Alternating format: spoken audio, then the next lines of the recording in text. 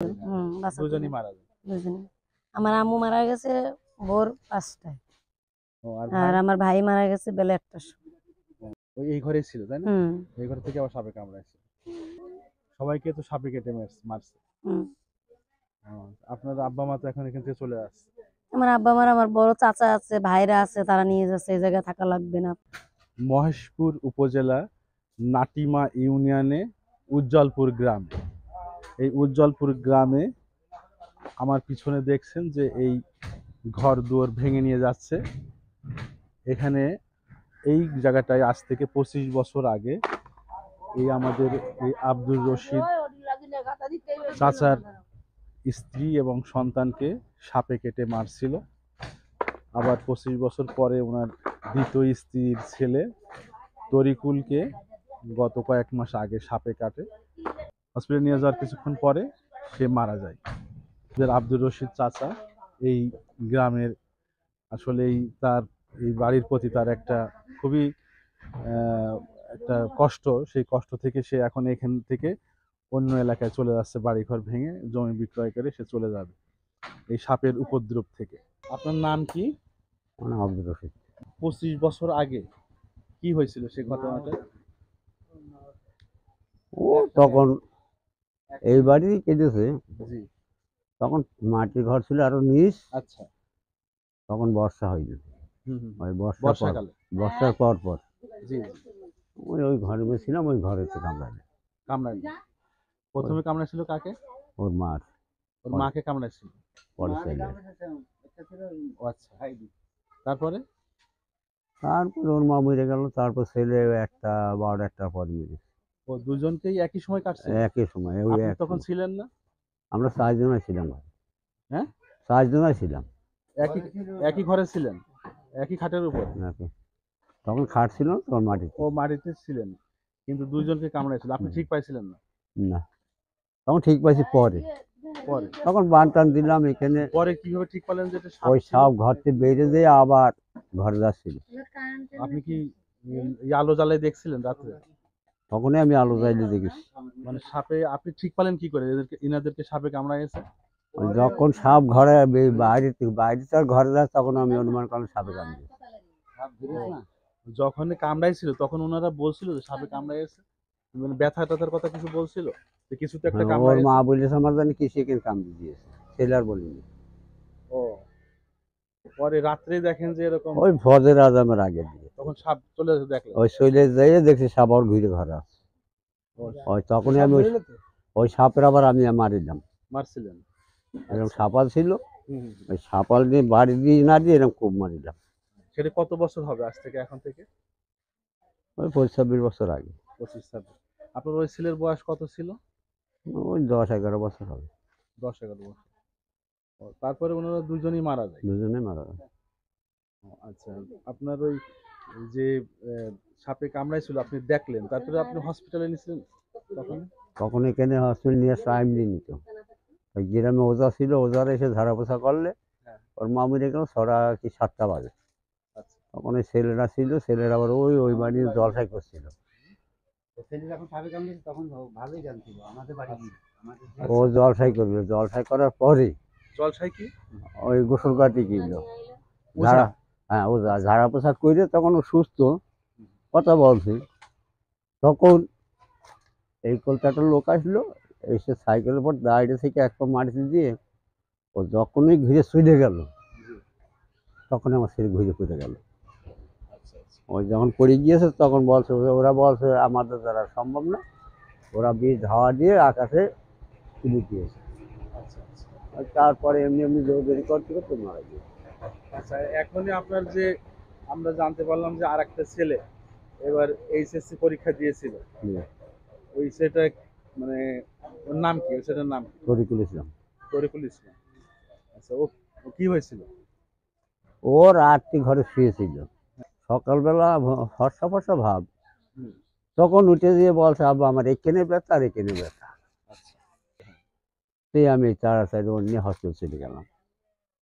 আমি একাই, কেউ বাড়ি ছিল না, একটা মেয়ে বাড়ি ছিল, ওটা ছেলে ছিল, ও যায়নি। এই বাড়ি একটা ছেলে নিয়ে আমি চলে গেলাম।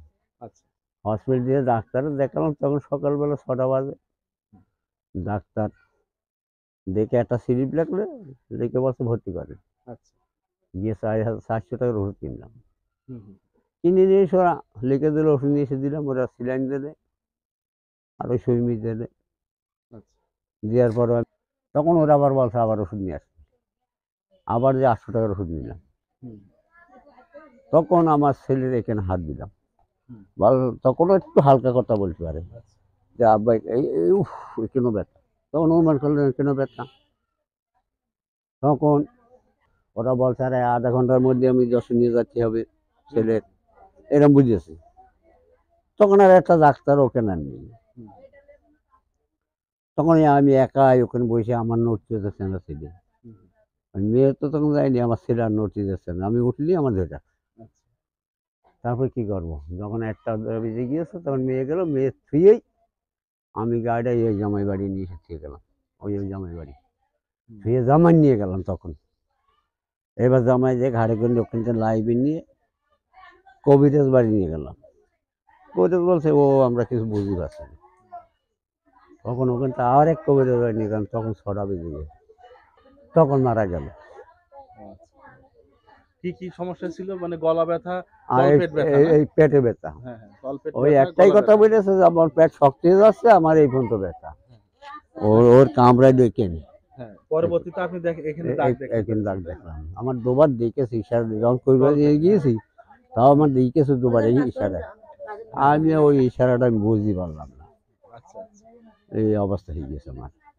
পরে বুঝতে পারলেন যে সাপে কামড়ে গেছে? তখন দেখলাম প্রথমে যে বুঝতে পারেন? নীল বর্ণ হয়ে গেল ছেলেরা, আর নখ টক, হ্যাঁ হ্যাঁ। তখন মনে করলাম আমার সাথে সেই সাপই খেয়েছে, এইটুকু।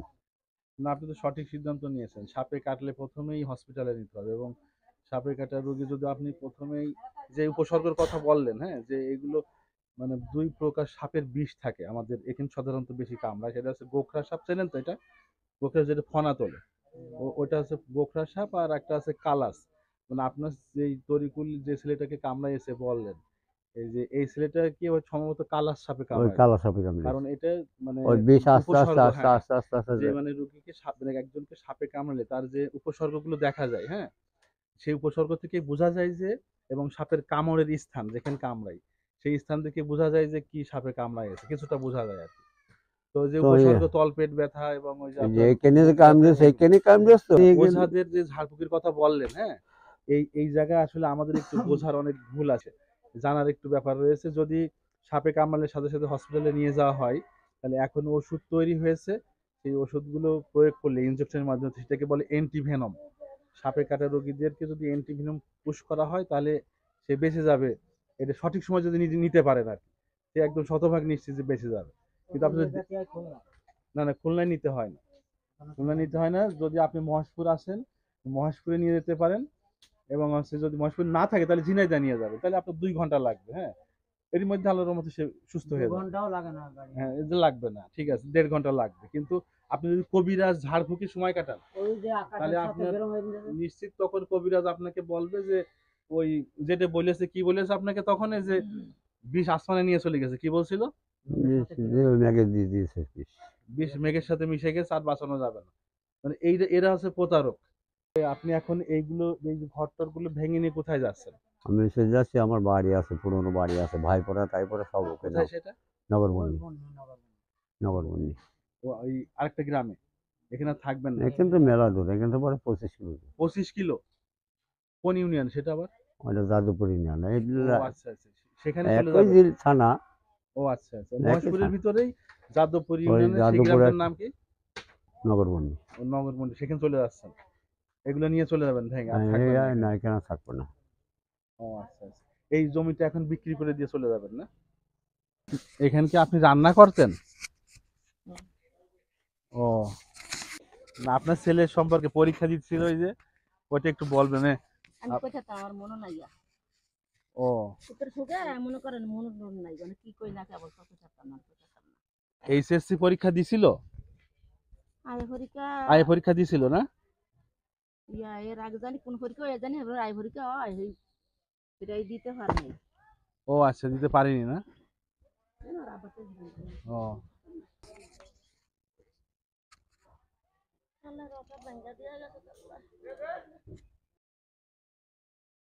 আপনার নাম কি আপা? আমার নাম আরোজা। আরজ। আরোজা। আরোজা। আরোজা। ও আচ্ছা।